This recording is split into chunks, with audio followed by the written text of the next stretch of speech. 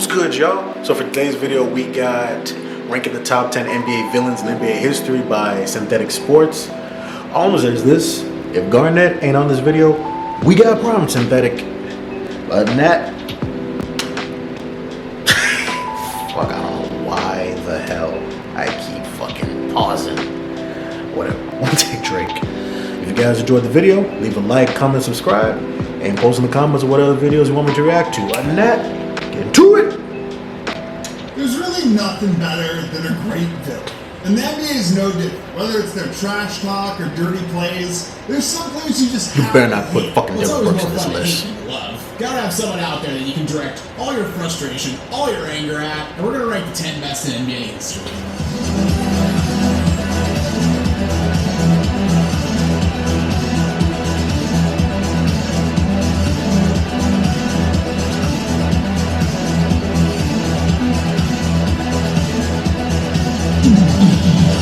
Before we start talking about the best villains in NBA history, please like the video, subscribe to the channel, and hit the notification bell so you never miss out on any new videos.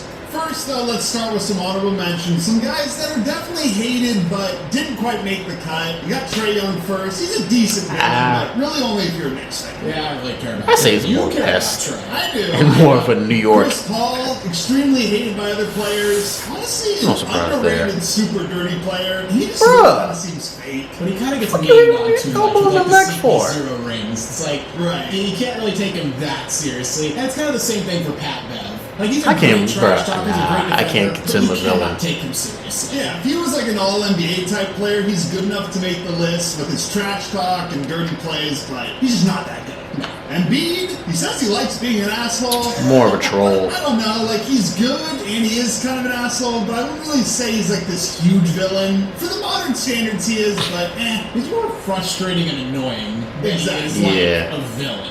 Bruce Bowen, though, all-time dirty player, really kind of invented that whole thing of putting your foot in players' landing spaces and spraining their ankles. But again, just a role player. Kind of before our time, Damn. too, so we don't have a big emotional attachment to him. Right. And then Joey Crawford, because Tim Donaghy literally fixed games, and somehow he probably still has a better rep than Joey Crawford. Everyone has a bad Joey Crawford story. Everyone hates him.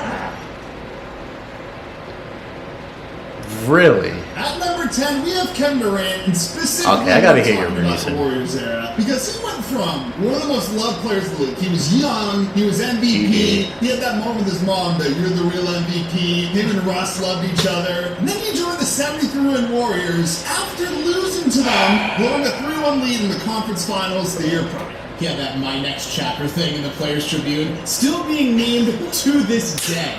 I get you don't want to do the decision again. You don't want to repeat the mistake that LeBron made, but come on. And that shit was infinitely worse than LeBron's How did you decision. think this could possibly be received well? It's so funny. Any player joins a team, like joins a stacked team, just joins another team. It's always the my next chapter, just Photoshop the new team. Well, they So- still do it with Durant. Anytime you lose Yeah, to they do. someone.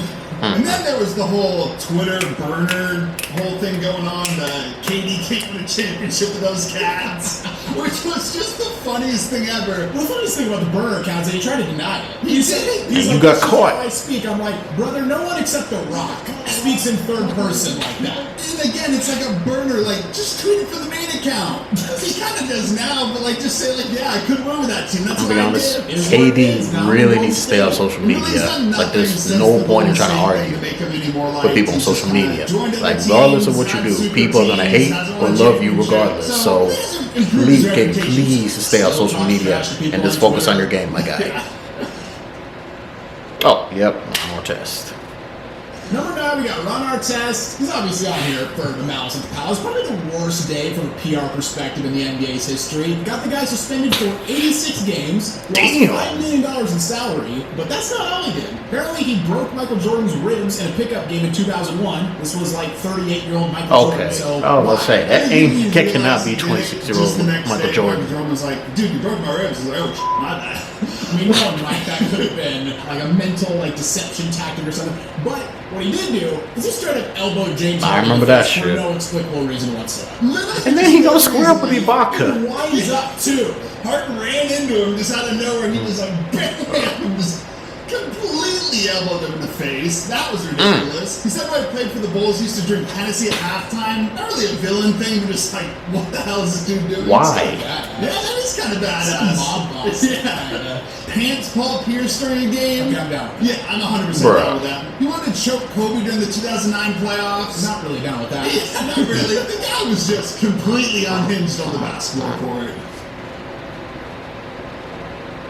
Now at number 8, we got Kobe Bryant. And I think a lot of people really remember him fondly. Obviously, he tragically passed away. He's an all-time legend. If you're a Lakers fan, you have no hate for Kobe whatsoever. But we're Blazers fans, so Yeah, so if you're a Blazer fan, a Celtics fan, a Kings fan, Spurs fan. yeah, Spurs fan, honestly, almost any other fan of any team, Kobe just destroyed your team on a nightly basis. and had fun doing Yeah, it. he had fun doing it, and you had to hate him. You had to hit him. I mean, in 2001, he told a 76ers fan, we're going to cut your hearts out on Wednesday. First of all, it's a very badass thing to say. Yeah. But if I'm a Sixers fan, like, Philly was his hometown, too. Didn't apologize for it. Basically ran Shaq out of L.A., kind of, because they just couldn't stand each other. And That was just on a Shaq. Of course, he half had and half that on that. amazing commercial with Nike, The Conductor, which, by the way, tip of the cap to the Blazers fans are the ones there that are saying, you suck, Kobe. But it basically, like, paid homage to just how much opposing fans hated him and how much He just was fed loved. off that Yeah, shit. he just loved it. He didn't care. He just loved being the cold-blooded assassin, the Black Mamba that would just basically rip your heart out. This dude was just Number different. 7, we got Dennis Rodman, a dude who literally started his career on a team that was called the Bad Boys, so he probably was a little bit bad. They were In a the lot of ways. originators of the quote What do you mean by that? unquote Jordan rules, i.e. just foul the shit out of Mike every time he comes in the lane. So that didn't get them the best rep. But there were other things, like in 1996 when he headbutted a referee. Sure. That's absolutely insane. Like, imagine Nigga, you modern player headbutted a doing that. referee? Headbutted a referee, and he didn't just headbutt him like during the game. This is after he already got ejected. You're done for the year. Yeah, you are done for the year. Next year, he had to top that. A cameraman didn't even trip him. Dennis Rodman just tripped over the cameraman, so he decided to kick him in the nuts.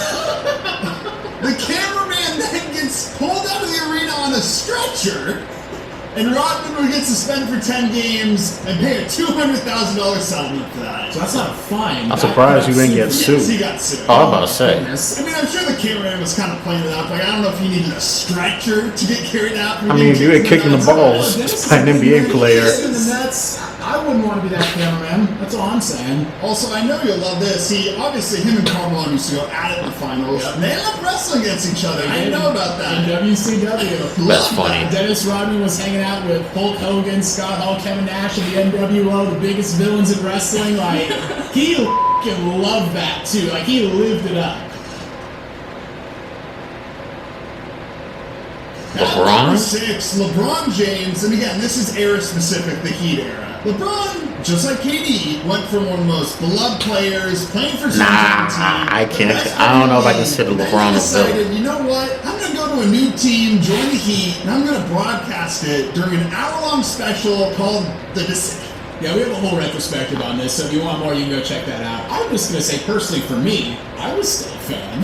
Of course. I stayed loyal, but LeBron was so damn hated. Like, I remember when I was young, I went to a basketball camp, and of course, you know, everyone And I'm a Heat introduced themselves, fan. And they asked everyone who their favorite and Everybody was. And when I gave said me LeBron shit James, just for being a Heat fan all during that runs time. From the other kids. Fun for me. That's Win how those much championships. this guy was hated. Oh yeah, he was so hated. And if this happened today, maybe it's not a huge deal. Players change teams all the time, but this was a different era. And he had some pretty good villain moments for the Heat. There was when he won his second title, was looking smug as hell doing. He was so smug. One dunk on Jason Terry, just Jason Terry, and then taunted him afterwards. And then we made the video about it before. The infamous His Game look 6. on his face during Game 6 of the 2012 Eastern Conference Finals. Just an all-time villain moment. It is an all-time villain moment, but weirdly enough, I feel like that's the point where he started to win people back. It was. He won me back that game, honestly. I was like, damn, this dude, he's just a legend. You can't even hate anymore.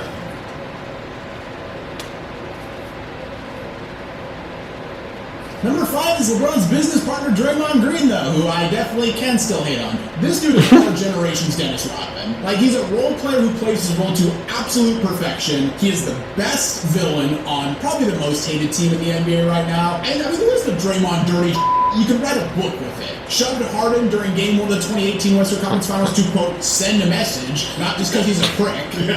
Kicked Steven Adams in the during the 2016 Western Conference That was Finals. no damn Punched LeBron accident. in the same area during the NBA Finals that got him suspended. And lest we forget this past year, Just stomped on this man's chest and jumped off. Doesn't do dirty play like every year. Gotta add on top of the legacy. You gotta one-up yourself, too. You go from kicking people in the nuts to stamping on their chest. We'll see what he does next year, but he's also an all-time trash talker. Who could forget the Paul Pierce? They don't love you like that. You ain't getting no farewell tour. Yeah, I'm totally fine with that. Yeah, I will defend him on that till I die. It was after the 2015 NBA Finals, the celebration when he did the "We won," Klay Thompson, Cavaliers, nope. They suck, and he's just always beefing with opposing fans. Draymond, absolutely hate him, but I love the fact that he plays the villain role just perfectly. Lest we forget, he knocked out his own teammate, too. That is true. Completely forgot about that. And he forced KD out of Golden State by saying, we won without you.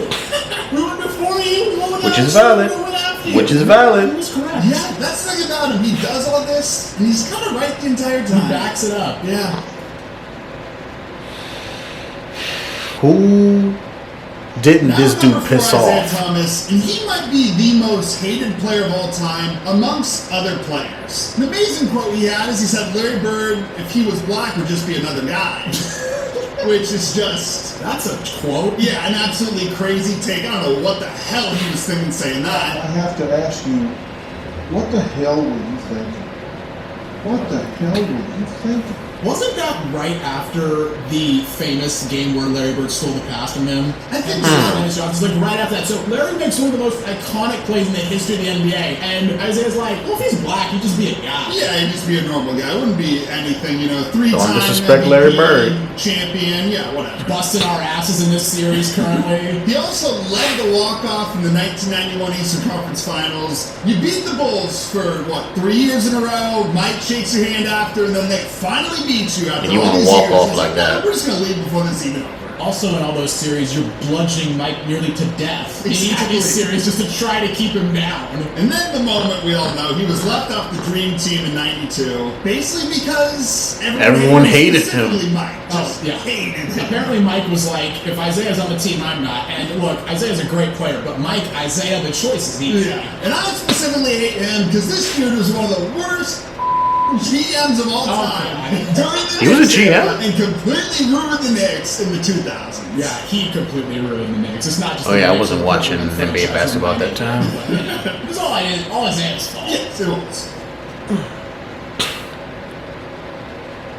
Number David 3, not a player this time, but he deserves to be on here. It's David Stern. Look, David Stern did a lot for the league. The NBA expanded significantly. A lot of shit that's going on right now, We expanded he overseas, would and just not the reach let and the slide. profile of the NBA expanded tremendously under David Stern. That's all fine and good. That said, a lot of controversies. The 85 draft lottery, I don't think it was fixed. A lot of people do. The dress code, which just a little bit underlying racism there. I'm not going to say anything. Just a little bit. The Tim Donaghy stuff, the 2002 Kings-Lakers series, just favoritism of big markets in general. There's that iconic Lakers versus Lakers Dream Finals quote. One of the stupidest quotes from a sports executive I've ever heard. And I love the moment, his last ever draft, he's just getting booed the entire time. He's kind of honestly loving it. At one point, he's like, we have to tell our foreign viewers that the boo is a sign of respect in America. Oh, yeah. The dude, he knew he was hated. He really didn't give He's just like, I'm going to run the league. And honestly, he did a great job running the league. He did. My favorite is from, I think it's his last draft, where he's getting booed and he's about to read the card and he still's got his eyes on it, and then he just with his other hand is like, come on, Exactly. you guys can do better. The same draft, he was kind of just loving it at that moment. He's like, you know what, I'm going out. I'm gonna go all out. Maybe the most intimidating player to ever play against, like, not only just his skill, but his raw energy, his trash talk. I mean, he called Charlie Villanueva a cancer patient. That is, I mean, That might be too far. The shit he said about Manelo's wife. Charlie Villanueva apparently has some disease that makes him bald, so he called him a cancer patient, which It's a bit much. it's just a bit much. And you want to know what's even more much that I honestly kind of hate KG for this is Tim Duncan was shooting a free throw at the free throw line. I think it was during the 1999 NBA playoffs, and he said, "Happy Mother's Day, mother." Which, the reason he said that, Tim Duncan's mother passed away from breast cancer Bruh. one day before his 14th birthday. Oh, What the Bruh. KG? Yeah. He made Glenn Davis cry during a game when they were teammates. I mean, I know he's called the Big Baby, but goddamn, dude. He's like, you don't live up to your goddamn nickname. And then there's constant stories of Joakim Noah and him, but apparently Joakim Noah just loved KG. He went out to him during his first game to tell him, like, hey man, I'm a huge fan of you, you're my role model. And KG responded, you Noah. Never meet your heroes, ladies and gentlemen. Me. Kevin Garnett, though, he's the GOAT trash shocker. Oh, yeah. Yeah, just all time. Like you said, the most intimidating basketball player maybe in the history of the entire game. Bill Laimbeer.